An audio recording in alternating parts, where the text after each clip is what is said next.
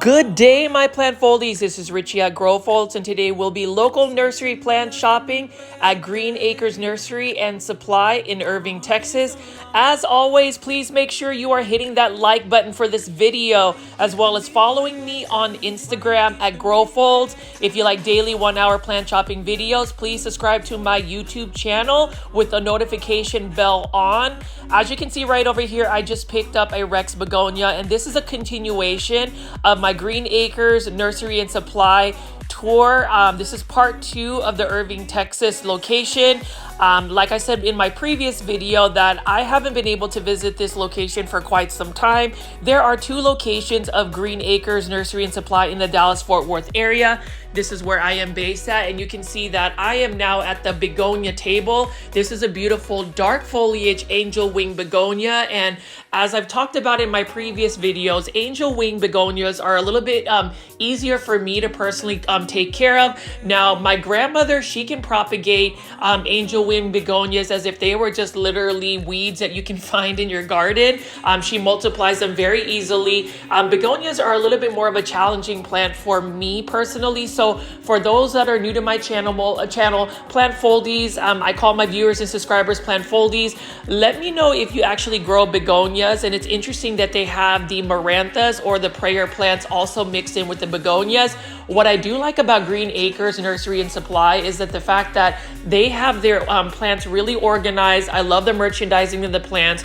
The plant pricing is super cost effective. So if you want to find a specific plant, they will most likely have it. Their staff is super friendly as well. And so when I actually filmed this video, I was really happy that I was able to talk to Tanya. Tanya's actually the lady that takes care of all of the buying for the indoor tropical plants. She takes care of this particular greenhouse, and I was really happy to be able to talk to her for quite some time. You can see over here for $20 though, we have a variegated marantha, beautiful looking marantha. I actually have one growing in pond. So I was actually growing that in full hydroponics where it was literally sitting in water, but then I converted it to pond. I just feel like semi-hydroponic growing conditions for certain plants like calatheas, maranthas, Alocasia specifically work better for me, just because then I don't have to worry so much about the watering. It takes the guessing work out of it. And then as you can see over here, plant foldies, we've got several hanging baskets of plants. You can see that on the very right-hand corner was a gray plant that is called an Aspecia, or an African violet. Not African violet, it's a flame violet plant. Really like that as well. And look at that Calathea orbifolia, beautiful plant. And then we have some Stramanthe triostar.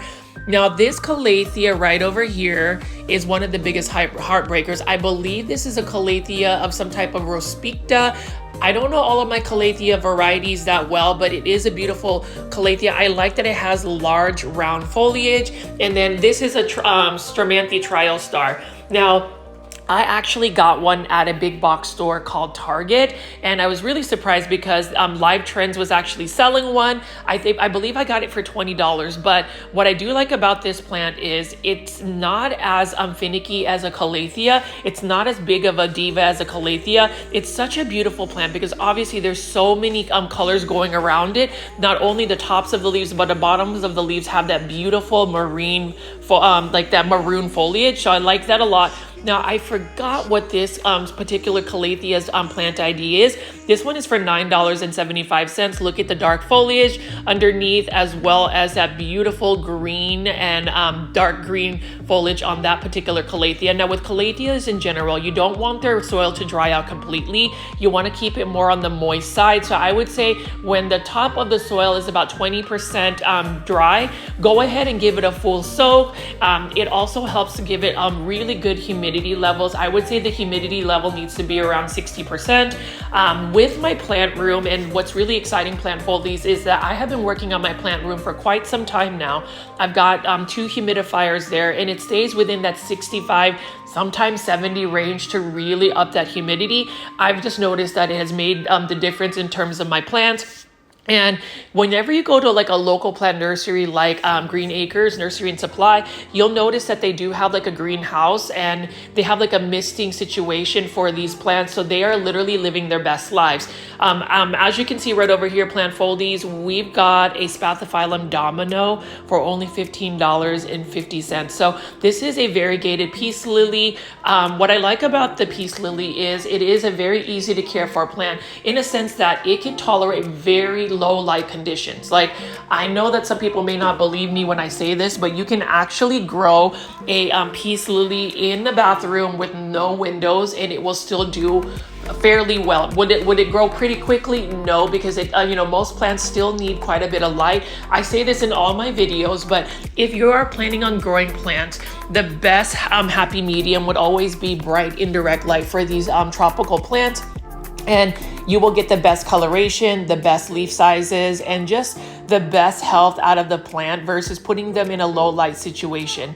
As you can see right here, they've just got a massive amount of plants in this greenhouse. I love the fact that they have large Dracaenas in this corner, and I'm gonna walk over here and just show you a couple. Dracaenas are one of my favorite plants because number one, they are super underrated. Number two, they're cost effective. And number three, the care for them is super easy, except this one right we're about to approach right here. That is a Dracaena Song of India. That is one of the Dracaenas that definitely needs lots of light, otherwise it will drop its foliage. It is a little bit more of a thirsty Dracaena versus this Dracaena right over here.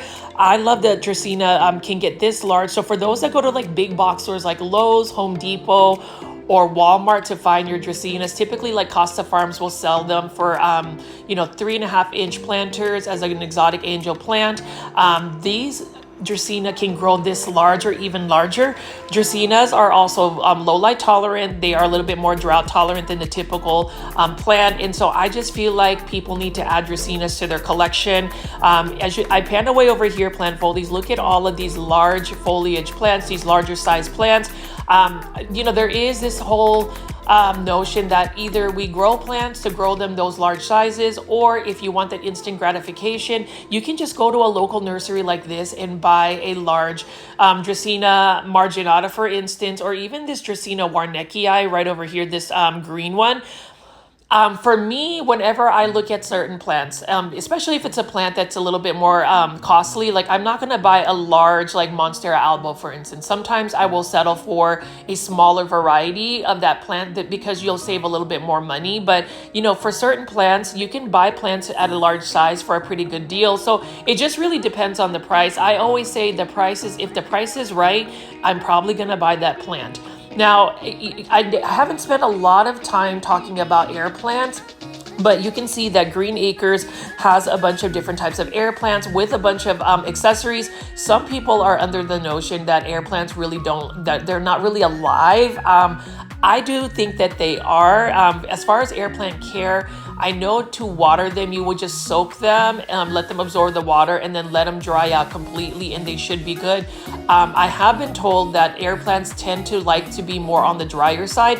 Otherwise, they end up they start to rot. So that's really all I know about air plants. So again, plant foldies, if you know a little bit more about the plant care tips for air plants, please leave that in the comments. I am all about that engagement. I love it when y'all take the time to leave many comments. I know that my plant foldie loyal plant foldies, Isaac of Hi JR Sings, as well as Luke, always encourage people to leave many comments for the videos, as well as hitting the like button. So I appreciate you too. Our community is really growing at a pretty fast pace, and that's because you guys always tune into my live premiere chats. For those that literally watch my videos every single evening and hit that like button, you guys are amazing. You're the reason why I've been able to grow our community at such a rapid pace. And just the success of this channel has really been because you have taken the time, you have invested the time to just engage with me. Now over here, plant foldies, you can see that there is an Alocasia table, and with Alocasias, I have kind of gone a little crazy over Alocasias because the floodgates have opened up in terms of being able to grow Alocasias a little bit more effectively. I've noticed that since I have converted them to semi-hydroponics, they've been able to grow a little bit more easily for me in semi-hydroponics. I've noticed that my Alocasias are not dying. There is an acclimation period. So for instance, say if I were to buy this variegated Alocasia Blizzard, for instance, if I were to put them in pond, I have seen their leaves kind of like droop down a little bit. You might lose a couple of leaves because the roots are actually converting from like soil roots to semi-water roots. So what I've been told is you just have to be patient. There is an acclimation period, and not all transitions from soil to pond or leca are always successful. So there's always like a risk for that, but I'm willing to take that risk when it comes to Alocasia, because as you can see over here, plant foldies, there's a lot of beautiful Alocasia. Now this Alocasia, I love the look of this, but this is another Alocasia that continues to break my heart. This is an Alocasia Jacqueline, and the thing about Alocasia Jacqueline is for some reason, this particular Alocasia is a very sensitive Alocasia. It's a very dramatic one, and I haven't been able to keep it alive. Now this one for $38.50, I believe is the Alocasia Quilted Dreams. I do like the texture of the leaves. I also like the leaf shape of it. This is another Alocasia I would love to add to my collection. Now, here's the thing about Alocasias. If you want, basic care tips, Alocasias, you don't necessarily want to like keep their soil 100% dry. You want to make sure that you are watering them at a consistent basis. You want to give them high humidity because they are very much spider mite prone. Bright indirect light is the best. And so for me, even after giving them those care conditions, like this one's only for $7.75, really nice price for this Alocasia poly, for instance, I am still a little bit cautious about putting out or growing Alocasia in soil. So I have tried my Alocasias in pond. So far they're doing okay. I'm gonna give them another month to see if they will they will actually acclimate successfully. We'll see what that looks like. But whenever I was at Green Acres Nursery and Supply, I was tempted to purchase even more Alocasia. Like, look at how gorgeous this leaf is for that Alocasia Jacqueline. And what I love about doing plant shopping videos early in the morning is if you notice how gorgeous the light is, that morning light just shining on these plants is amazing. Early morning is really one of my favorite parts of the day. I think whenever you think about the morning, you think about a brand new day, a brand new start, being able to like seize the day. And that's kind of symbolic of just mornings for me. I get a lot of my work done in the morning. I do a lot of my plant editing in the morning, and I tend to my plants in the morning. So there's just a lot going on, and that's when I'm actually off. Now, when I am at work, I'm at work pretty early in the morning trying to get things done. But as you can see right over here, plant foldies, we've got the larger form of an Alocasia Bambino, which I ended up purchasing at this location just because I do like the Alocasia Bambino, but I wanted a larger size one. So this one is in a 6-inch planter. I do like the fact that this one right here has that longer foliage. And here's the thing about growing Alocasia in ponds. So obviously you want to get the substrate correct. You want to go ahead and water it thoroughly, but I think every 3 days you want to take it out of the self-watering planter and actually water the entire plant, like the substrate and everything. So that's really part of my my routines as far as like trying to acclimate my Alocasia. I was really debating about getting this Hilo Beauty. I believe this is a caladium, or they say it's an Alocasia. I'm not sure, but beautiful plant. That is a plant though that is best to be grown outdoors. For some reason, if you're going to grow them indoors, unless you're providing it with quite a bit of humidity, light, and heat, it may end up going dormant. But I do love the look of the plant. These like camouflage looking plants, that's another type of pattern or leaf texture, coloration, however you want to call it, that I'm really into. So obviously I talked about dark foliage plants. I like neon colored yellow plants. I like pink plants, red plants, and then also that camouflage plant. So there was like a Homalomena camouflage, for instance, that kind of has a similar look as of the Hilo Beauty, but it is a beautiful plant. And then over here is a Xanthosoma right over here for $27.50. I know Trending Tropical sells these plants as well by Costa Farms.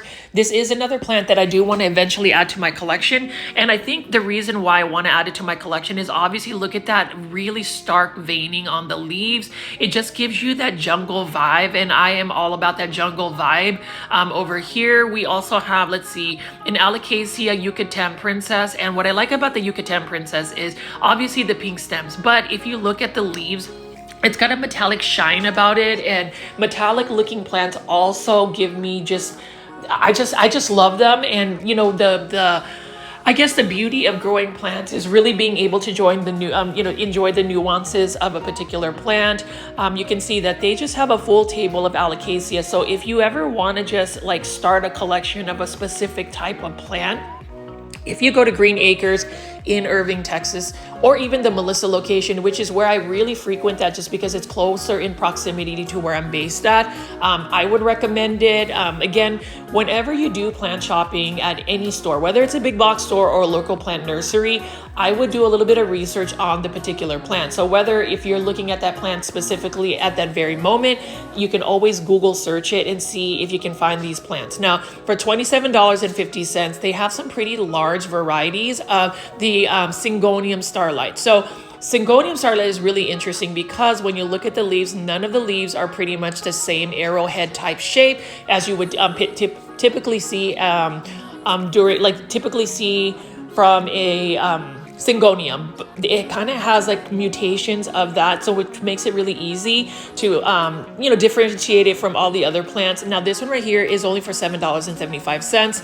I actually wanted to buy the Syngonium. Now I don't know what that variety is, but I do like that it has that dark foliage on it, and then the pink veining. And then I am definitely gonna buy this Syngonium right here. I don't know the plant ID off the top of my head, but it does look familiar. And the reason why I want to buy this Syngonium is notice how the leaves are smaller. The leaves have a little bit more of a narrow shape, and it is a very compact Syngonium. Syngoniums come in many shapes, sizes, varieties, and this one tends to be a little bit more of a compact shape, which is what I want to add to my collection. So Syngoniums are honestly my number one first love. If you talk about all the plants that I've always been into, Syngoniums have always been that one particular plant that I always run back to. You know, for the longest time, I would say Aglaonemas kind of took the crown from Syngoniums, and now I am back at Syngonium. So I don't know, plant foldies, if you go back and forth on which particular plant you gravitate to. I know I tend to do that, but overall, as far as like plants in general, I just love all types of plants. And you'll notice during this channel, I will show outdoor plants, gardening plants, vegetable plants, bonsai, Japanese gardens, everything you want to think about plants. This is definitely going to be the plant channel you want to go to. And as you can see over here, plant foldies, I'm just showing you different varieties of Syngoniums. Like, look at how beautiful that pink Syngonium is right here. Now, a lot of these Syngoniums are not labeled. And that's the only thing I would say. I just wish that, growers, when they send them to local plant nurseries like Green Acres, would have them a little bit more labeled. But, otherwise, that's really my only critique. I mean, for $9.75, look at how beautiful this Syngonium is. And if you really look close at the leaves have even more like splotches of green to it. And then you can see over here, this is another Syngonium 3 Kings for $17.50. I actually have a Syngonium 3 Kings as well, and I remember spending close to $100 about 4 years ago when I bought it as like a 1 node 2 leaf cutting. I've been able to get it to grow, obviously, and that's the thing about Syngoniums. They are probably the easiest, one of the easiest plants to propagate through cuttings and through just water propagation.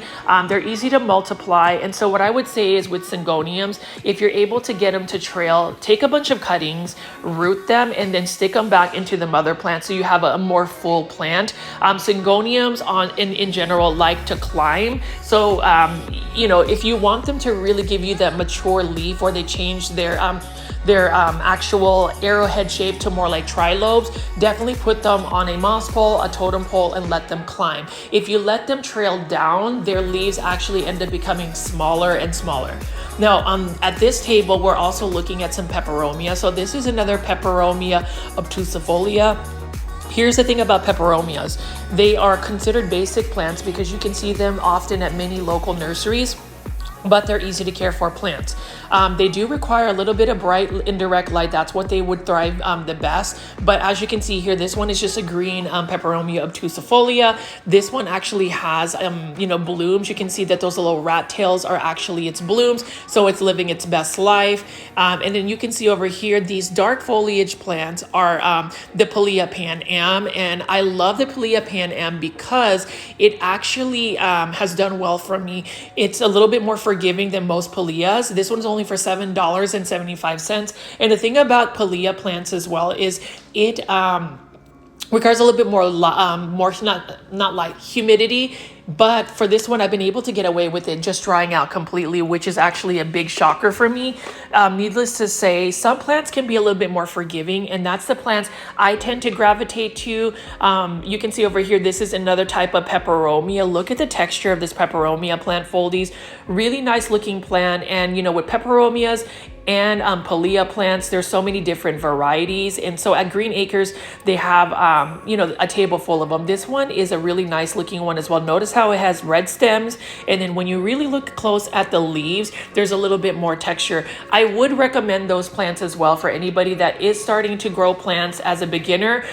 They are a little bit more forgiving. Like this one right here is a Peperomia Ginny. Now this one has more of like a succulent type vibe about it because it is really drought tolerant. You can touch the leaves and you can tell that it's pretty waxy, meaning it can hold a little bit more water and a little bit more moisture. And notice how it has that red outlining around it.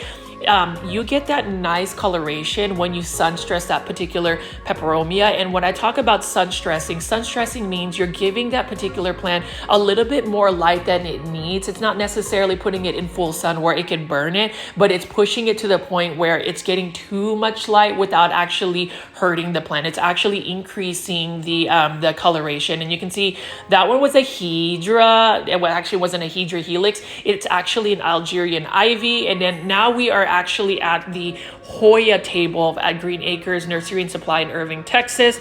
You can see that they have a lot of like 4-inch starter planters, and you can see over here, I'm not the biggest Hoya head in terms of knowing all of the Hoya varieties, but what I can tell you is they have really cost-effective pricing for Hoyas. What I do like about Hoyas, basic care tips is bright indirect light, water when the soil is about 60 to 70% dry. They are able to tolerate drought as they can hold a lot of water. If you give them more humidity, that is really a good thing for Hoyas. They can be grown up a trellis, or you can let them hang down like a hanging basket. Now Hoyas, I haven't had my Hoyas actually bloom yet, but they actually bloom very fragrant flowers, and each Hoya has its own fragrance as well as bloom color. Now the one I just picked up right here is a Hoya carnosa. I think that is a Hoya carnosa Crimson Queen. Leave me in the comments if that's the correct plant ID. And then you can see right here, this is a Hoya carnosa Crimson Princess. These two Hoyas I just picked up are the most common Hoyas you can find at a big box store. So those are plants that, even though it is common, I just like the variegation. And then you can see right here, we've got a Raven ZZ. ZZ plants, Raven ZZ, any ZZ type plant is probably the easiest house plant you can grow, arguably because it is low light tolerant and you can get away without watering that plant for quite some time. Like literally, I haven't watered my Raven ZZ in over a month and it's still doing well. Over here, we have a variegated Hindu rope or a variegated Hoya compacta. That one is a very slow growing plant. It is one of the more sought after plants. The only thing about variegated Hoya compacta or Hoya compacta, that Hindu rope, is if it gets mealy bugs, it would be very difficult to just go in the crevices to get rid of mealy bugs. And that's the thing about plant care. Just know that at some point in your plant journey, you may end up getting pests. That is part of having plants, because when you think about it, you're taking plants that have been sourced from an outdoor environment, and then we've acclimated them to grow indoors. But if you grow them indoors, unless you have just natural predator bugs, you're going to have some of these pests make it into the plant. So, don't be discouraged if you see plant pests. My advice is, and this is just from experience, don't ignore the pests. Make sure that you try to eradicate it before it becomes a full-blown infestation. Otherwise, you could lose your entire plant collection. It has happened to me 3 times. My 4th time now growing plants at a massive rate. I've been really good about, spraying my plants down with my neem oil, washing the leaves with my shower head, just making sure that I'm, completely cleaning them. And being on that routine has really helped me prevent full-blown infestations. Do I still have, the occasional fungus gnats that come around? I haven't seen any mealy bugs, but I've had situations with thrifts, but they don't actually spread because I'm able to capture them and get rid of them with my neem oil spray and just my solid routines. But anyways, plant foldies, I know that I've been talking a lot about plant care tips, and just my insights. I hope you don't mind that as we walk around this this nursery. That's the thing about my plant shopping videos. You know, I do daily plant shopping videos with the intent to obviously show you plants like this Sansevieria moonshine, beautiful plant as well, low light tolerant, although I would say give it more light for it to maintain its coloration. But I utilize my plant shopping videos as almost like a personal blog. If you ever want to hear somebody talk to you or just kind of keep you company, this is almost like a personal blog where I can just literally tell you my personal insights, what I'm thinking about my plants, what I'm thinking about life in general. And I feel really happy that I've been able to utilize this platform to just talk about whatever's on my mind, mostly about plants, but then also for y'all to get to know me just a little bit more so.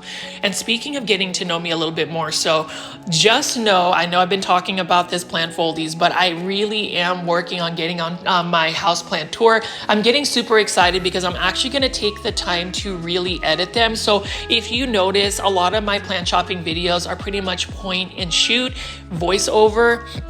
But with my my houseplant tour, I am going to try to get different angles, different lighting conditions, all the good stuff in terms of my editing. So if you do want to see my plant houseplant tour, again, plant foldies, please leave that in the comments. It may really just push me on the edge to just be like, okay, I'm gonna spend an entire day where I don't do anything but work on my houseplant tour. But anyways, going back to the Sansevierias, if you notice, I have picked up a couple of different and unique Sansevierias. I don't know the plant ID for that, but that is another uncommon Sansevieria or snake plant.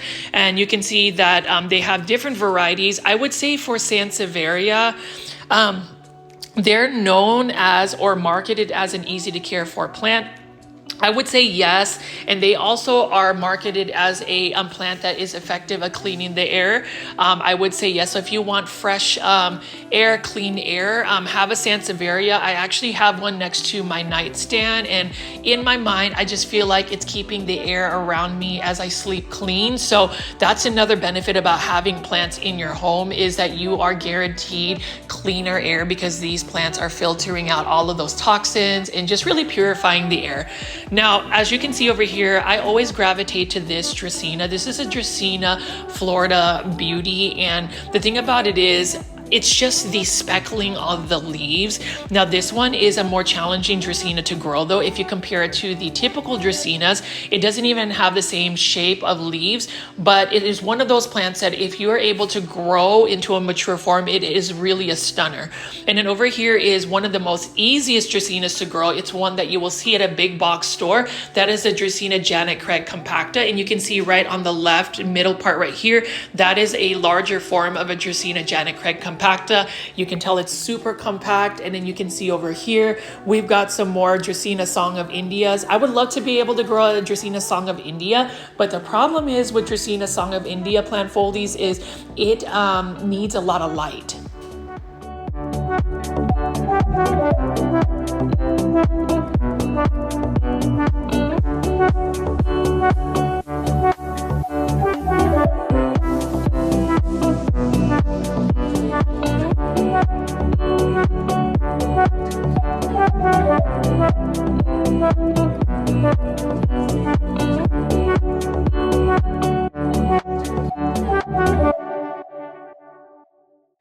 And as you can see, plant foldies, I just kind of panned around and showed you all of those gorgeous Dracaenas. Now we're looking at some of these Ficus lyrata or fiddle fig leaf trees. The Melissa location out in Melissa, Texas also has quite a bit of houseplants, and I am going to be visiting them, but you can see that this location also has a bunch of succulents and cactus. So you can see we've got a bunch of crusala or jade plants in this location. Actually, jade plants are probably my favorite type of succulents alongside with the Aeoniums. I don't know a lot about succulents and cactus, but I have been attempting to at least showcase more of these types of plants because we do have several plant foldies that enjoy succulents, cactus, euphorbia. I think of Trish, who I was able to meet out in PlantCon 2024 in Dallas, for instance, Kathy out in Canada. So ladies, I do hope you enjoy my attempts to show you all of these different plants. Like right over here, I didn't even realize that this is some type of aloe vera plant. And you can see that on the edges of the foliage are some of those dark red tones about it. And then you can see this is another type of succulent plant right over here. These are only for $7.75. Again, plant foldies, when it comes to local plant nurseries, you can't always assume that a big box store is going to have the best pricing. You'd be surprised about what types of plants you can find at such a good value, even at a local nursery. And what I also like about local nurseries like Green Acres is the fact that they do have a huge selection of plants. Like not only do they have obviously the tropical aroids, but they also have many different types of succulents. I haven't even delved into the outdoor section. Today, I'm not going to actually go into the outdoor section, but you will notice that there are quite a bit of different types of plants. Like these are called lithophs or living stones. That one's actually in bloom, super cute. And then we're also going to be looking at some of the planters. You can see that they have the shallow planters right over here. Those are mostly for bonsai, but also for a lot of the succulent arrangements that you can make. You can see on the very right, they have some type of, I think, foxtail palm, and then you can see they have a whole display and setup of the types of soil you can use for your succulents and cactus. You'll notice that they have a lot of amenities that actually mix into the soil to make it a little bit more fast draining. A lot of people will add pumice. They will also add lava rock as well as perlite. I have my own little mix that I use if I'm going to use soil substrate to plant my plants. I am currently converting a lot of my plants into semi-hydroponics. I'm going to see if that is going to work out for me a little bit easier than just say growing plants in straight soil. And then I'm thinking of this right here. Look at this, for $6.50. You can get a desert rose that is red in bloom. So for another plant foldy by the name of Rose, I would also recommend going to Irving, Texas, because if you're looking for a desert rose, they will show you the picture of the actual bloom, and you will also get that color. I know you were looking for a red bloom, so I thought of you when I picked these up to show everybody today. But if you want a small desert rose to start out with, these are for $6.50. I have 2 desert rose that I'm currently growing in my collection. I was given a variegated desert rose recently, and I have just converted it into a more fast draining bonsai type mix. I want to start getting more desert rose converted into like a bonsai situation. So we're going to see what that looks like. I'm currently propagating 2 as well, so I will keep you guys posted on that. But as far as the soils, they actually have all of the supplies you need to be able to successfully grow these succulents and cactus. And then let's take a look at this. So this is actually a really unique cactus. It's called the booby cactus right there. And then they have another one where it's like spinning like a tornado. And then we also have a bunch of Madagascar palms right over here. Those have some beautiful blooms. But look at the twister of this type of cactus right here.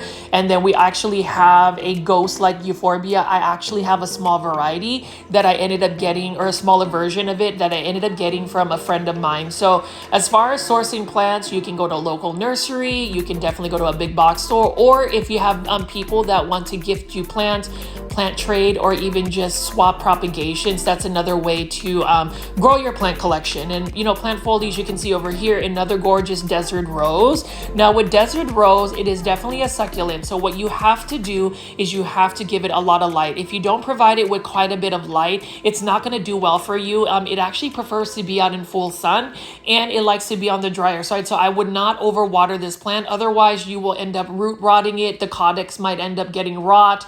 The caudex is actually the big thick trunk of the plant, and that's the thing. It's better to be more so on the drier side. So for that particular plant, that actually works for me because I consider myself an underwaterer. I don't really water my plants on a consistent basis, and it's the same thing. Do you see how large that Sansevieria trifasciata is in the very middle of that table? That is massive. And then we also have a bunch of bird of paradise. Now here's the thing about bird of paradise. it is a plant that, as beautiful as the foliage is, you have to have quite a bit of light. Like if you're gonna grow this indoors, a bird of paradise, you better have like really large windows, and you need to go ahead and put it in front of like a south facing window or a western facing window. Otherwise, you may run into a situation where that plant is not gonna do well. It really does require quite a bit of light, which makes it a little bit more of a challenging plant, at least for me. And also just the space constraints, you know, unless you live in a house with really tall ceilings and a lot of space, there are certain plants, like even this Alocasia regal shields, for instance, I couldn't add into my collection just because of space, space constraints. I do have some large foliage plants in my personal collection, which you will see when I do my houseplant tour, but for the most part, a lot of my plants are not that big. And you can see over here, we have a Japanese Arroya, the spiderweb form, and as I pan around over here, it is such a beautiful morning when I filmed this this plant shopping video for you guys. And I tell you, just being able to absorb and really admire all of the foliage, all of the different types of plants that they have at Green Acres Nursery in Supply out in Irving, Texas. It is just magical. If you are in the Dallas-Fort Worth area, and if you're ever going to visit Dallas, I would recommend going to both locations and checking it out. Now, the Irving location obviously has been around much longer, but I mean, you can see this right here. Look at the sun stressing on this Hoya carnosa. You can see the pinks. I love pink plants, and just to be able to get that because it's received quite a bit of light, it's stunning. And you can see that this is just like another urban jungle. Like this is another hidden forest that you can just walk through. You don't necessarily have to purchase plants. You can just walk through here and just kind of breathe the fresh air, enjoy the plants, and just really admire all of the greenery. You know, I always tell people, if you're ever anxious, if you're ever stressed, take a moment and just absorb the plants by just looking at that and really practicing mindfulness.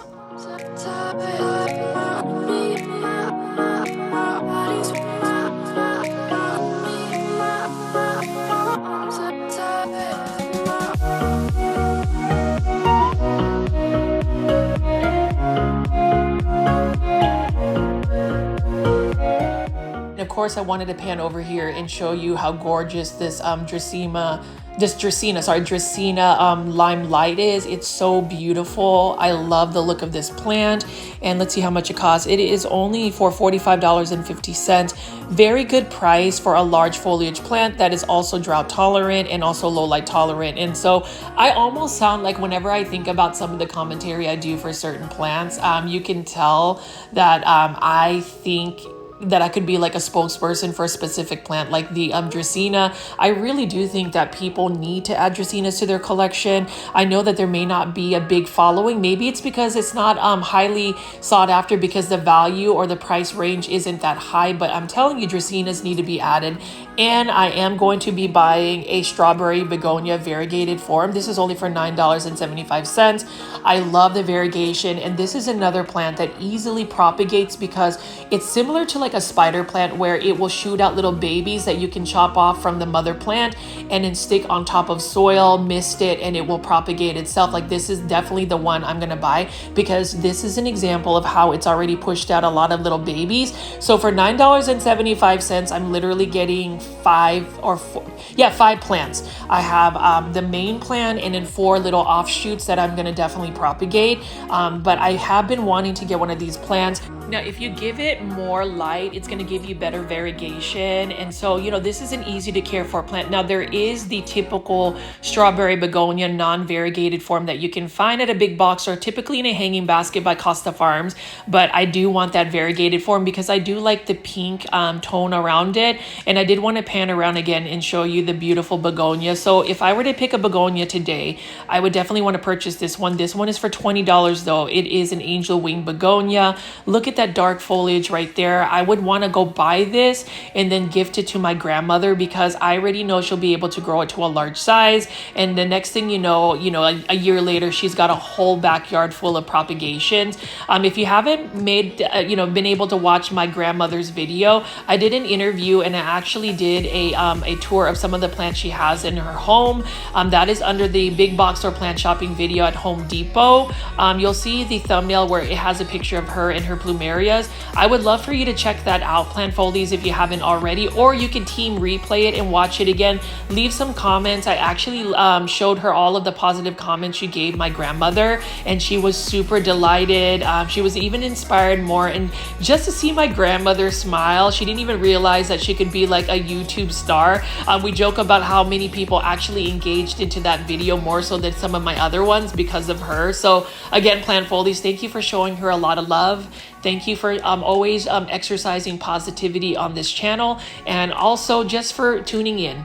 But as you can see here, Plant Foldies, I am now at the table where I'm showing you some Dieffenbachia mixed with Aglaonema. I've never seen that Dieffenbachia right there. And then this is another Aglaonema I do want to purchase today. This one is for $13.50. I love the speckling of this particular Aglaonema, and I am starting to collect my Aglaonema again. There was a moment in time earlier this year where a lot of my Aglaonema, sad to say, that I imported from Indonesia last fall, ended up just getting very leggy, and a lot of them just ended up making it to plant heaven.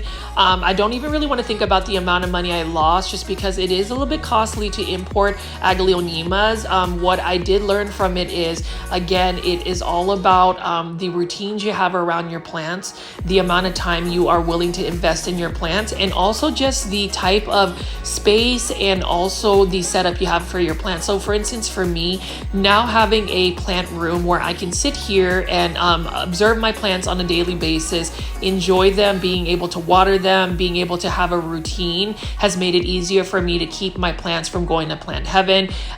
With that being said, I am comfortable with adding more plants, specifically Aglaonema, because I have them set up to where I know the specific care that they're going to need, the amount of time I need to provide for them.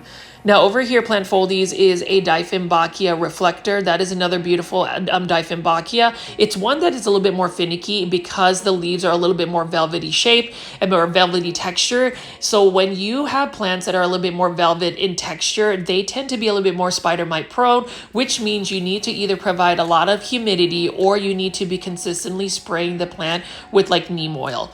Over here is a Dieffenbachia Camille. I love this Dieffenbachia, and that is such a good price for $40. It's already a large one. And then we have an Aglaonema Etta Rose here for $69.50. It's a little bit pricey. My grandmother actually has this one. This pink variety of an Aglaonema takes quite a bit of time for it to grow to that size. And then check out this Dieffenbachia right here for also $40. Look at how large the leaves are. And you know, as far as Dieffenbachia, I try to steer away from them, but they're so tempting to want to add to your plant collection because look at the leaves, like the Dieffenbachia Camille, the Dieffenbachia, which I don't know that plant ID. It's such a beautiful plant.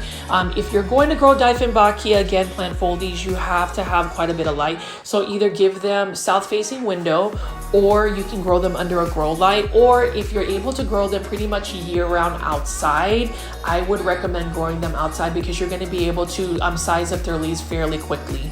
And then we're going to just keep walking around here. So this is the other table where we have a bunch of philodendrons. Again, I wanted to walk over here and show you this philodendron jungle boogie. It has a little bit of a bloom, and you know, with all of the serrated philodendrons, that's one that I want to add to my collection. And then you can see right over here we have a Syngonium exotica. If I can just get this out, I'm having trouble doing so, but beautiful plant, $9.75. And look at how large the leaves are. I don't really have any Syngoniums in my collection except a Syngonium Silver Ann that I ended up getting at another big box store. It was a live trans ceramic hanging basket. So there's just a lot of plants I do want to add to my collection. Again, Plant Foldies, it is really all about pacing, how many plants you're adding in your plant collection, and how many plants you can handle in terms of just the plant care. I will tell you that I'm not as overwhelmed with growing all of these plants because of how I have shifted my focus into really having a space specifically for plants. I don't feel like my house is just one big clutter of all of these plants around. It's starting to really become more organized, and you know, when you have things organized, it's easier to just grow plants. This philodendron right over here, Plant Foldies, is a beautiful philodendron. fuzzy petiole. Look at the leaves. It's just got a stunning texture about it. And you know, Green Acres tends to have a very good selection. I love the fact that they can source out many different varieties of philodendrons, monsteras, pothos plants, Epipremnum pinnatum, and even crotons. So this one is a really interesting one. This one has very thin thread-like foliage. You know, it is fall, and I really never thought about crotons being in peak season to purchase. So if ever I want to find like crotons at a more cost-effective price, definitely purchase them in the fall season. It seems like every single big box store, every single local nursery, grocery store are carrying crotons with the intent of having them be more so of like an annual plant. Unfortunately, I wish people would grow crotons year round, because when you let them grow to their maximum potential, they become full-blown trees. When I was out in the Philippines, I took a vacation out in August. The Philippines had so many large croton plants to the point where they were literally 15 to 20 feet tall. They can become full-blown trees. Crotons do require a lot of humidity. If you give them that, they will really thrive. Same thing with the Ficus lyrata over here. They can become full-blown trees. But as you can see, plant foldies, I'm just walking around showing you the actual nursery. Look at how gorgeous it is. Look at how peaceful it is. My camera doesn't do it justice. You've really got to go in and actually see this for yourself. So again, plant foldies, this is a nursery that I have visited on a consistent basis. I can tell you that their plants are healthy. I can tell you that the service levels are amazing, and their plant pricing is cost effective as well. And then you can see right here, they do have a Syngonium, planter right here with two different types of Syngoniums. I do like that dark foliage right there. I believe this one is for $38, and it's even got some rock top dressing, which is really cool. You can see right here, this is from Woohoo Tropicals. This is the Pink Splash. Syngoniums are a good variety of plants to add to your collection if you are looking for more of like a pink variety. There's many varieties of pink Syngoniums. So definitely want to check that out. And then you can see that they actually have some plants. Remember how I showed you my Green Acres Melissa, where I was able to buy like a planter, like a 4-inch planter with a bunch of cuttings, different cuttings for $9.75. They have that potted up. And then these are Syngoniums. So this one is a Syngonium Pink Salmon for $27.50, and I'm willing to pay that price. I could probably find a smaller cutting for a little bit more less, but knowing that I love Green Acres, I will purchase that plant. And I know that these plants were sourced out from Toltec Plants, which is a wholesaler based out in Florida now, but Pearl, who actually sells these plants from her farm in Thailand, they import these plants. These were actually from her, and I actually have this Syngonium as well. I didn't realize that this one was really more of an uncommon one.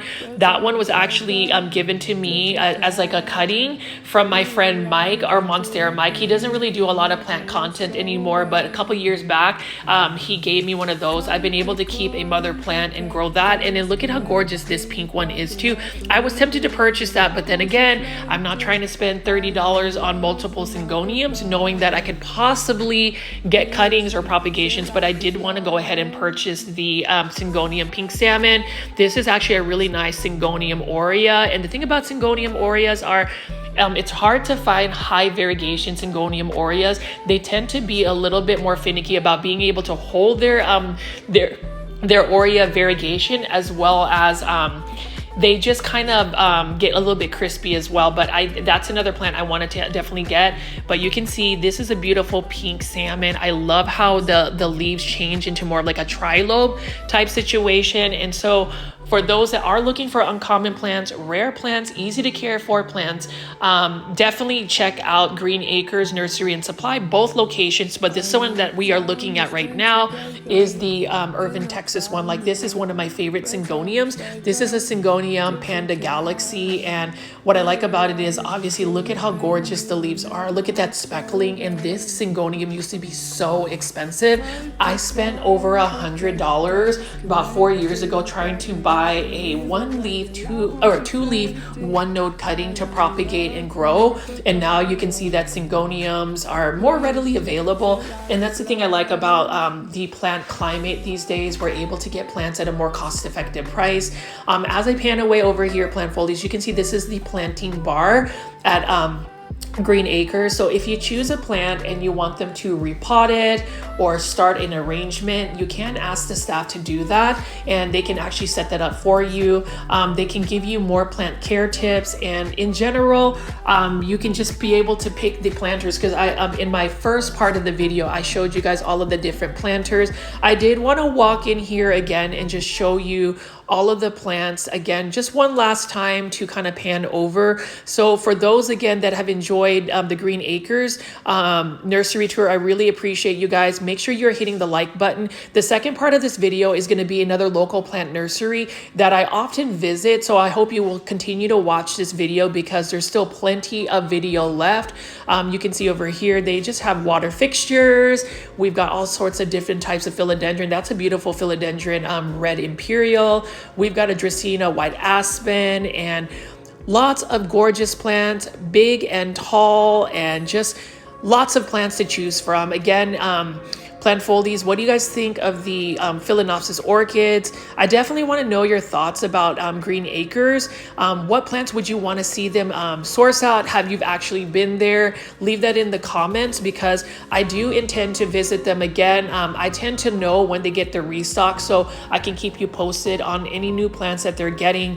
That's the exciting part about doing these big box store plant shopping videos, especially for the local plant foldies. At least you know when a plant is coming around. There are certain big box stores that I have been really paying attention to. In Costco, there is a particular plant that was really uncommon that they recently released that is actually at a pretty good price, that actually rivals the Monstera Thai constellation that I'm hoping I can find. But the next plant nursery I'm going to go to obviously is Callaway's nursery. So this is another local plant nursery chain. There are several Callaways all over the Dallas-Fort Worth area, and I just wanted to walk over here. This is the one located off of Highway 121 off of Custer Road. This is one that I visit often. It's one of the larger Callaway's nurseries, and you know, the thing about Callaway's nursery is that they do source out a lot of plants. They have a really good loyalty program where you can earn points, and they just source out many different plants at a pretty good cost-effective price. And so again, plant foldies, if you have made it this far, please make sure you have hit the like button, have left some comments, and just stay tuned for some of the plants that we're going to take a look at. Like any of these plants right here, you see how they have many different types of planters. You can see that vincas are still in season, and as I walk around here, look at this. It is full-blown fall season, and that is super exciting because with all the different pumpkins and different gourds and just all that fall color, you know, the oranges, the yellows, the reds, the tans, the caramels, the browns. It's super cool. But I'm just going to pan around here and just show you the different types of pumpkins, and let me know what you think so far. We're obviously going to go look at the plants, but you know, I like to keep it kind of seasonally relevant as well whenever I do my my videos. So let's take a look at these pumpkins.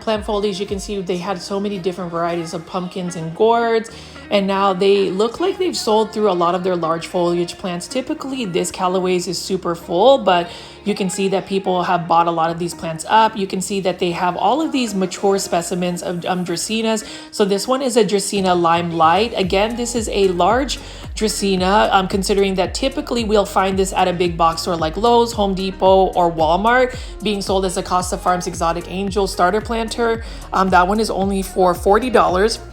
And you can see how large these plants can get. This is a good plant if you want to put it in a lower light setting and actually light it up because of the neon foliage. And then this is what they call the Dracaena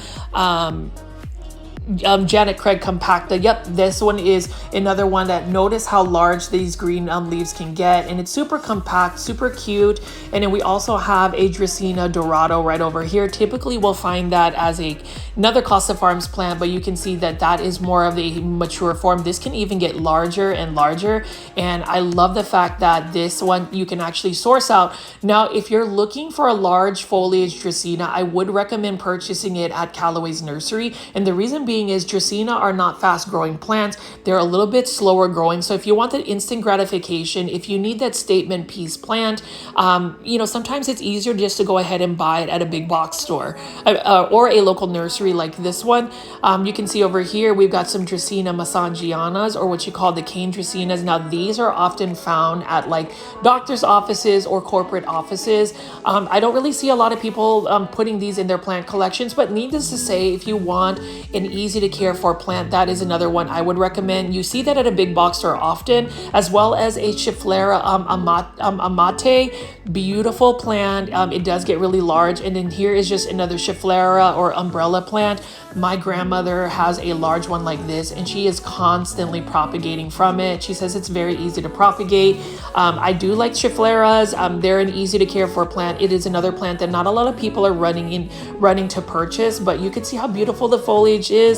And let's see how much that one is right there. That is for $89.99. A little bit pricey, but you know what? You are getting a large plant, and that's a plant that will not go to plant heaven as easily as some of the other plants. But Callaway's nursery, same thing with Green Acres Nursery and Supply. It is a common staple if you are in the Dallas-Fort Worth area. I'm pretty sure if you grow plants in the Dallas-Fort Worth area, you have been in a Callaway's. If you haven't, I would recommend it because you will see many varieties of plants. Like right over here is a Ficus elastica burgundy. Beautiful plant as well. It is a plant that I would say is more of an intermediate plant. It's not a plant that's for a beginner, and only because it does require a little bit more light. So you have to really be cautious about what your lighting conditions are. It needs high light. Any Ficus plant actually really needs high light. And I'm just walking around here to see what else they have. So the thing about it is, Callaway's nursery is trying to constantly restock their plants. You can see we have a Monstera deliciosa, gorgeous leaf. I love that it's green. I love that it's, you know, a classic house plant. And then we have a bunch of totems right here. So we have hanging baskets and totems of Epipremnum pinnatum and Epipremnum aureum or pothos plants. Like this one right here is on a totem. This is an Epipremnum pinnatum neon. So this is another one where it has more like that neon variegation, and you can see that it is growing up on a totem. These plants are called epiphytes, so they want to make sure that they climb up a pole, a moss pole, or some type of plank. And as they grow up a pole, typically once their aerial roots actually attach to the pole, they will actually get larger leaves. They will actually fenestrate. All of these plants that we're looking at are endemic to my home country, the Philippines, and literally they are considered weeds. I talk about that in all of my videos, but it's just amazing how we see these plants being marketed and even sold for some pretty high prices at times. And that's a plant that you could literally walk around the Philippines, take a cutting, and you have a new plant. But you know, that's the thing about houseplants. There is no such thing as a houseplant. A houseplant has typically been sourced out from some outside source somewhere else in the world. So it's interesting. I find it interesting. I also find it interesting, you know, that Monstera Thai constellations used to be very expensive, and now you can find them pretty much everywhere. The plant pricing, I'm pretty sure, is going to continue to go down because they're more readily available. And then you can see right here, this is a silver medium amidrium. This is another plant that you really do have to give it a pull. And you also need to give it a lot of light. Otherwise, it will shoot runners. Otherwise, it will not fenestrate and show you those beautiful fenestrations.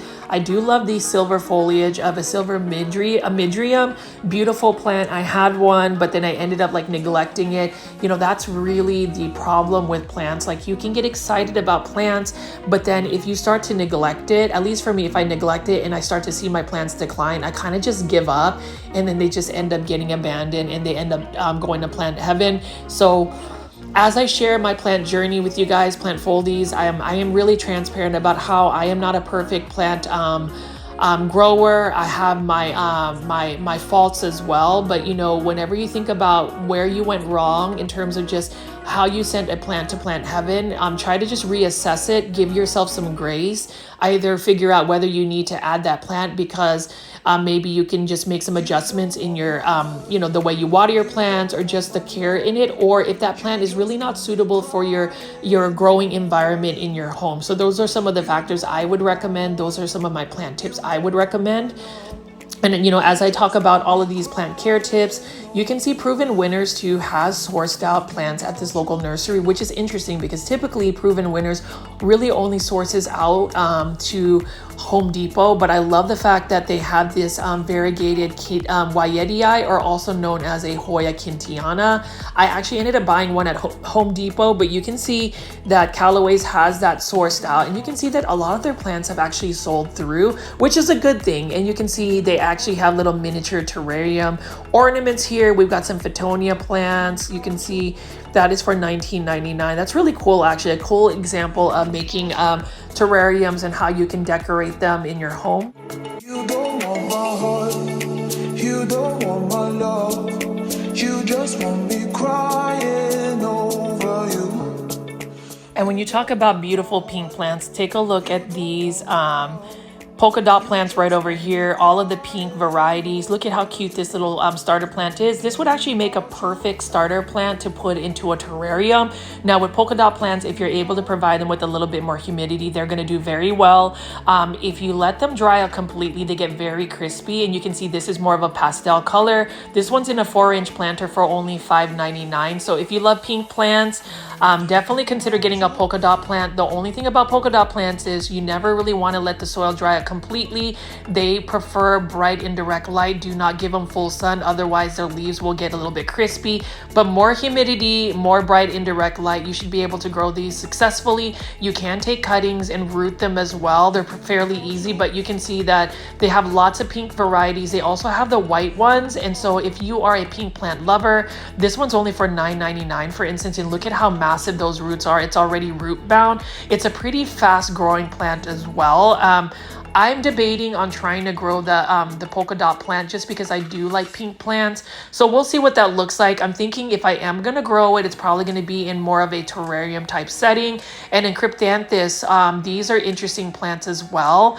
They have a lot of pink varieties. They are very similar to bromeliads actually, and that one is for $19.99. I don't know a lot about the care tips for it. What I do know, it does have like interesting leaf texture. It almost reminds me of a more colorful version of a Sansevieria. And then you can see right here, one of my favorite philodendrons. This is a Philodendron Summer Glory.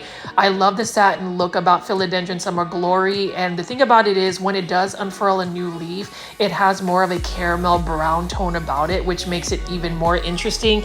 I think it's a philodendron that's actually more so underrated. You don't really see a lot of people running to Summer Glory. And then we have a bunch of bromeliads right over here. Callaway's is very consistent with the plants that they have, and there's so many locations, so you're always going to find certain plants at different types of locations. They are pretty consistent though with the amount of plants that they provide. Some locations are a little bit more full than others, but at the end of the day, if you have time to just kind of drive around the Dallas-Fort Worth area, you will find that particular plant because there is always going to be a Callaway's around the corner. You can see we have some more bromeliads right over here. I definitely want to add more bromeliads. They kind of remind me of more colorful versions of Dracaenas. I think Dracaenas just don't have the pink tone that I look for in bromeliads. So that's, you know, more plants to choose from. You just have to have more space. I have to maximize my space. And you can see right over here, look at how highly variegated this Epipremnum pinnatum neon is right here. You can take several cuttings from this and root them easily in water. They root very easily, and look at how high the variegation is on this particular plant. And I'm just going to pan around and show you all of the different plants they have at Callaway's. Again, I just happened to stop by to see what they have in terms of plants. I'm hoping they'll be able to restock more of the indoor tropical plants. It is fall season, so I believe that a lot of these local nurseries are really trying to source out more of the pumpkins, more of the crotons, but I'm hoping we'll see more plants like this. You can see they even have carnivorous plants like this pitcher plant right here. Super interesting.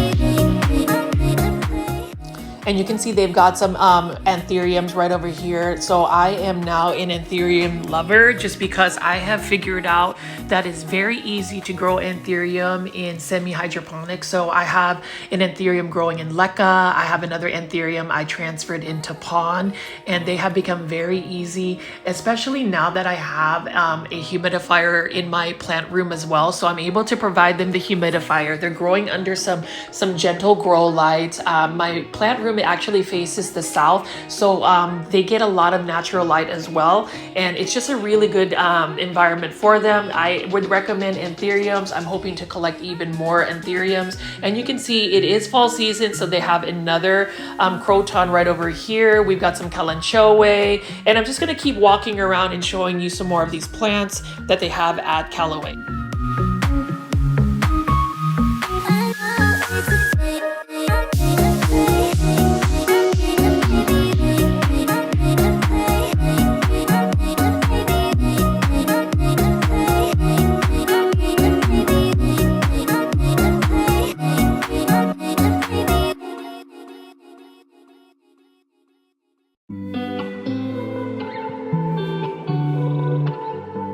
See, we've got Peperomia aureum or pothos plants.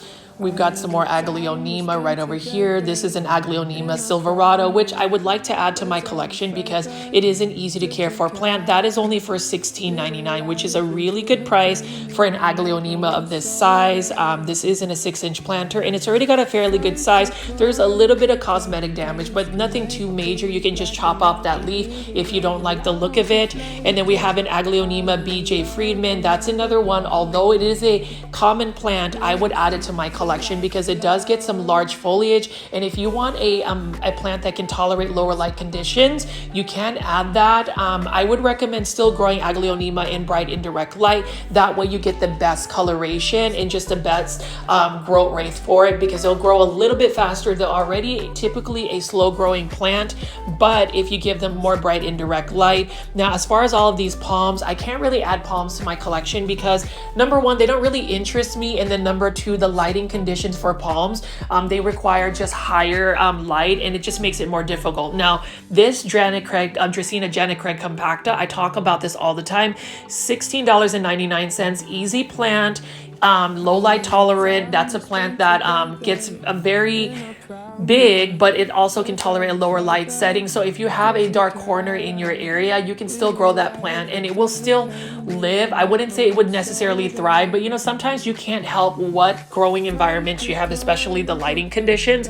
And like, take a look at this Syngonium right here for, I believe, $29.99. It's super full. I love how it's super light. And you know, Syngoniums, they bring me a lot of joy, especially when they are in conditions where they're super full. I like the fact that growers are putting many Syngonium plants in one container, so it just gives it a super full look. Again, Syngoniums are common plants to find, but you know, plants that are easy to take care of. I would just recommend making sure that you are watering your Syngoniums consistently. So I would say let the soil dry out about 60 to 40% and then give it a full soak. Because if you let a Syngonium dry out completely for a long period of time, that's when they start to lose their leaves. That's when they start to get leggy. I would also recommend growing Syngoniums in higher light. So even though they can tolerate a little bit of lower light conditions, give them bright indirect light. You know, and you can notice plant foldies. I like to give a lot of my plant insights and plant care because I do find it interesting that I can talk about it from experience. So it's not something that I just read. It's literally from years of growing certain plants, knowing that. For instance, if you're going to grow a pink Syngonium, more light will give it better pink variegation. Otherwise, it tends to start to revert to more of like a pale green tone. And then you can see it is just fall season. I love the orange planters. Look at how gorgeous that golden pothos is with the orange planter. I probably need to like consider maybe even getting like seasonal catch pots where I have orange planters, yellow planters, whenever the seasons change. You know, that's another idea. But then again, whenever you think about ideas to actually execute and see if they can actually work, that's another story. But you can see mums are available. And then I wanted to take some time to show y'all this Epipremnum aureum neon queen, or this is actually marble queen, sorry, marble queen pothos. Again, this one is an okay variegation, but if you really want to push out the beautiful variegation of a marble queen, you want to make sure that you are giving it as much light as possible. And then this neon queen pothos for $16.99. I love that it's in a 6-inch planter. It is a more newer release pothos. It's basically a variegated form of the neon pothos. I like it a lot. I ended up buying a 4-inch planter of the neon pothos, but the only thing about that plant is you really have to give it a lot of light for it to get that variegation. And then this one is a philodendron marmalade, but you can see it doesn't really have a lot of that neon color. It just hasn't received quite a bit of light. So any of the neon plants, you want to make sure lots of light. I will repeat that in all of my videos. Let me know in the comments if that has worked out for you, if you've been able to maintain that. Otherwise, unless you know a secret where you can push out more of that neon color. And then the Epipremnum pinnatum cebu blue, if you want to get that bluish color as well, you want to give it bright light. And honestly, this plant is actually a thirsty plant. So if you don't water it consistently, it will start to wilt. And another thing is, as far as the light, you need to make sure you give it light. Otherwise, it shoots runners. You can see over here, this is a philodendron heteroraceum, just a green form. Love the heart-shaped leaves. That one is for $16.99 in a 6-inch planter. But I'm just going to walk through and show you some more of their trailing plants right over here.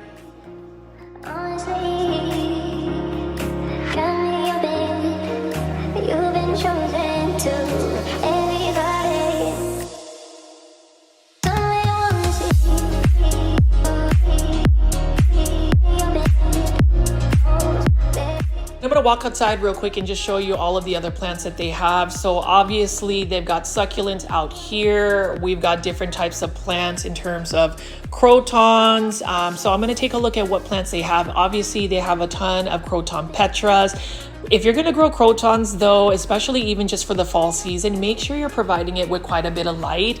If you put them in a darker location, like a shaded area, it's not going to be the best for them because they really do thrive on light. They also are a thirsty plant. So I didn't realize that if you don't really water a croton, it will drop its leaves. It kind of behaves like a ficus almost. So you want to make sure that you take care of your crotons in that sense. And then look at this beautiful mum or chrysanthemum. Look at that color. Now that's really not the fall color, but it's still a beautiful plant. And then I also like that they have oranges and reds, and you know, with mums, they are considered perennials. So if you were to plant them in the landscape, even as like a fall flower bed, you can get them to grow back year after year, which is always good. I always consider plants that are considered perennials as permanent plants, because once you put them in the ground, they are pretty much there to stay until you like uproot them or chop them up or just get rid of them.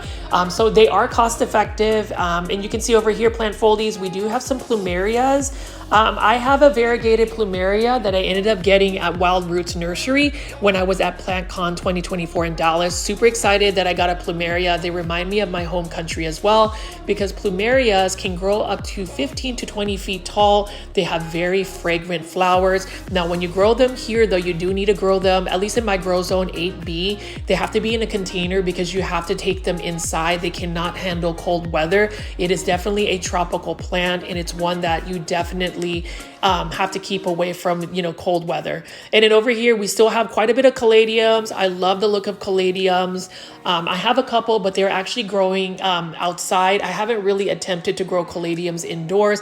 I just feel like if I grow caladiums indoors, it would just require quite a bit of care in terms of how much light they're receiving, how much heat they're receiving, and even the humidity levels. Because if you don't provide them those you know, I guess those environmental factors, they may end up just thinking it's cold and they'll just go dormant. But you know, with caladiums, some people love them, some people absolutely hate them. I love them. They're kind of in the same realm as like coleus plants, where you can grow them indoors, you can grow them outdoors. They're really more so like a patio plant or a shade plant, but you can see they have so many different varieties. I've found some really cool Thai hybrids where they had some some really unique pink colors, but even the ones that you can commonly find here, they're beautiful plants. So if you want to grow them indoors, just know you need to give them quite a bit of light and make sure that you're keeping that area a little bit warm, because if it gets too cold, they will end up going dormant. And I found this interesting. So look at all of these trailing hanging basket plant. So we've got Swedish variegated ivy, we've got some Dracaena, and we got some spider plants. That one is only for $39.99, which is a really good value. So if you just want like a hanging basket of different types of trailing plants, this works. And when you think about some of the other combination planters of different plants that you've seen at big box stores, I think this one makes a little bit more sense because these are all trailing plants. And I don't know, I think that if I were to add a hanging basket of trailing plants, that would be my go-to. And you can see there is a sea of different types of mums. So this is the type of mum I would purchase, the ones that are not in full bloom. And then I'm going to turn around because I know in my previous videos, especially during my spring plant shopping videos, I would always show you guys coleus. But as you can see right here, I have not talked about coleus for quite some time. For the longest time, I had a coleus obsession. I pretty much collected every single coleus I ran into. I still have quite a bit of coleus. They are about 3 to 4 feet tall now outside. I probably need to try to get some of them in film so that way you can see it before it gets cold, and eventually they'll end up having to either be overwinterized or end up dying. What I plan to do with my coleus though is I won't be able to keep all of them alive over the winter, but what I'll do is I'll take cuttings and just keep them stored to where, you know, when the springtime comes around, I don't have to spend all that money having to repurchase a coleus plant. My coleus, I've also pushed out a lot of seeds. So I've allowed them to actually, you know, produce seeds in the backyard where there's a bunch of pollinators. So maybe if I grow some of these coleus from seeds, maybe I'll get some hybrids because there's so many different varieties that I had close to each other. So maybe some cross-pollination might cause that. We'll see what that looks like. But coleus plants in general, basic care tips are, depending on what kind of coleus you have, they have what they call sun coleus, which are hybrids that can grow in full sun. So this is, for instance, a full sun type coleus. And then you have con coleus like this, where they need to be more in shade. Figure out which one it is. Most coleus though are not sun coleus, so they like to be in shaded areas or bright light. You can grow them indoors. I've seen a lot of European Instagram accounts where there's like this whole coleus community. I was about to be part of that, but then, you know, my mind kind of goes from one plant to another. I don't know if you just end up liking certain plants. I just go back and forth on which plants are the hot item for me. And it's really difficult because I do end up changing which plants I really am into because of these plant shopping videos, you know, being able to like walk around and see plants literally every day because I'm filming content every day. It's a fun time. But as you can see here, plant foldies, we do have some more of these dark foliage purple plants. This one right here is a purple heart plant that you can grow indoors, but you can also grow them as like a ground cover. Same thing with these Dracaenas right over here.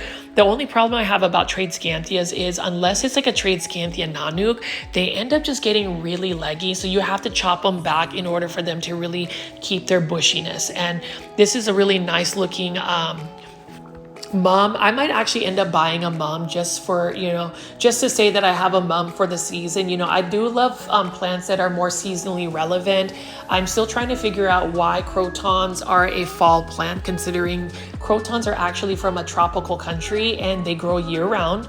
And they're not really meant to just be an annual plant. I suppose they're an annual plant here because most places cannot maintain that tropical environment. Maybe in Florida, but I know in North Dallas, Texas, you wouldn't be able to grow a croton year round outside. But anyways, plant foldies, as you can see here, we still have a bunch of mums, and this is the type of mum I would still recommend. I would also recommend caladiums. They're still pretty much in season. They're about to go dormant probably in the next 8 weeks, but you can still try to grow them indoors. I'm actually curious to see if somebody can grow a caladium year round indoors under a grow light. Let me know in the comments if you've ever attempted that. But if you want blooming mums right now, you can buy this, for instance, but you just know that those flowers may only last for a good 2-3 weeks versus the ones that haven't actually fully bloomed. And then so many croton petras. I didn't even realize that they were so common, especially in the fall. But, you know, I love crotons. There are some varieties that are more unique than others. I prefer the ones that are almost black and red and dark. I think those are cool. But, you know, with crotons, that one's for $6.99.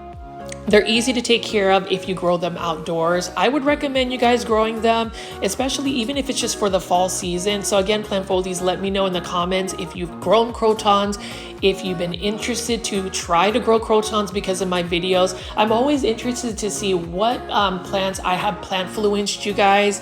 I know that some people have started to get into aglaonemas because I constantly talk about them. And so that's, for me, is super fun that, you know, I've been able to kind of influence people on certain plants that maybe you haven't really taken a look at.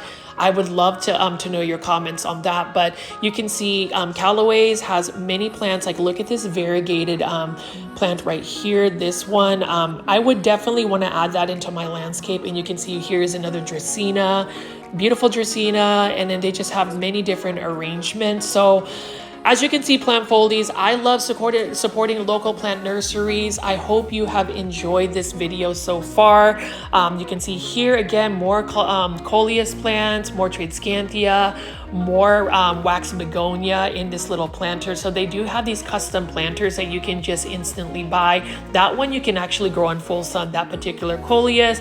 It has done very well for me this season, and you can see all of the custom planters that they made arrangements. So obviously, we like big box store plants, but we also like local nurseries. I hope you guys will visit Green Acres Nursery and Supply, as well as Callaway's Nurseries. As always, please hit the like button for this video if you've enjoyed it. I really would appreciate that support, as well as subscribing to my YouTube channel at Growfolds. This is Richie. I'll see you on the next one.